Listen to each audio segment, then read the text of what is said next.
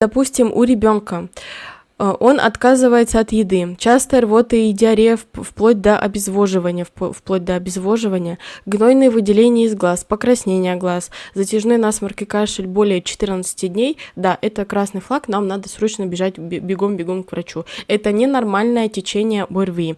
Попозже я расскажу, как обычно обычная ОРВИ протекает в принципе вообще. Симптомы, связанные с дыханием, это затрудненное дыхание, то есть одышка, любая вообще одышка, пепельно-серая либо ярко-красная окраска кожи. Это говорит о том, что ребенок находится, ему не хватает кислорода из-за того, что у него идет одышка, либо дыхательная недостаточность, да, тогда мы красный флаг тоже с вами, бегом к врачу, бежим. И плюс еще изменения сознания и поведения. Это обязательно бред, галлюцинации какие-то, невозможность разбудить, называется по-медицински сомноленция. Вот, нельзя, мы не можем разбудить ребенка, да, какая-то вялость, апатия и судороги.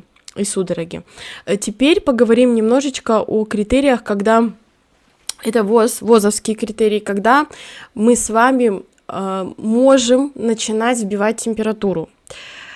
Еще раз повторяю, ориентир состояния ребенка, но мы с вами смотрим. Дети до 3 месяцев, если совсем маленькие, температура выше 37,5, свечка цификон, если что, либо парацетамол.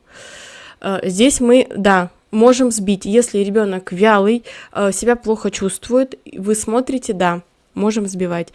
Дети от 3 месяца до 12, то есть до 1 года, здесь температура 38,5, но ориентир опять состояние ребенка. Вот я подчеркиваю это обязательно, потому что если ребенок при этом хорошо себя чувствует, бодрый, веселый, бегает, прыгает, и у него 38,5, здесь нужно повторно померить температуру, допустим, через минут 10-15, полчаса и посмотреть, упала ли она вообще или нет. Потому что я хочу настроить вас на то, что температура – это защита, и наш организм настолько слажен, просто настолько вот все механизмы взаимодействия направлены на то, чтобы ограничить размножение вируса либо бактерии.